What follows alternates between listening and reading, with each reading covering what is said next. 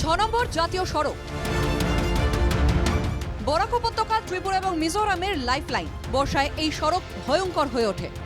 পাহাড়ে ধসে বন্ধ থাকে যানবাহনের চলাচল। কিন্তু এই বছর শীতের মৌসুমেও 6 নম্বর জাতীয় সড়কে বন্ধ যান চলাচলের স্বাভাবিক যাতায়াত।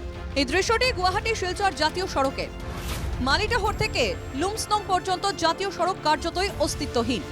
বিশাল বিশাল গর্তে হারিয়ে গিয়েছে 6 নম্বর জাতীয় সড়ক। রাস্তার অবস্থা এতই শোচনীয় যে স্বাভাবিকভাবে যাতায়াত করতে পারছেন না যানবাহন। স্থানে স্থানে দুর্ঘটনার কবলে পড়ছে গাড়ি।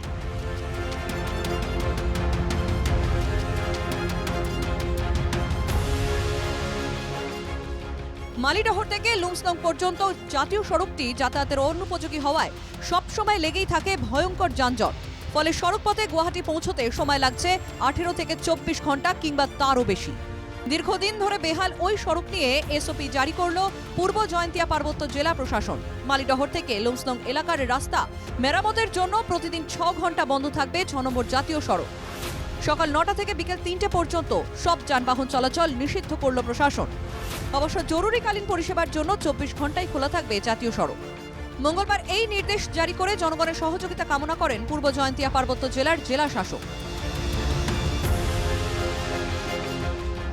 উল্লেখ্য, কংগ্রেসের দীর্ঘকালের এই সড়কে তেমন কোনোই উন্নতি হয়নি। তখনও শিলচর গুয়াহাটির যাত্রা ছিল ভয়ঙ্কর।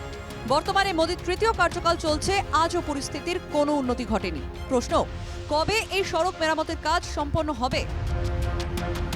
কাটিগড়া থেকে প্রদীপ্ত পুরকায়স্থ, NKTV বাংলা।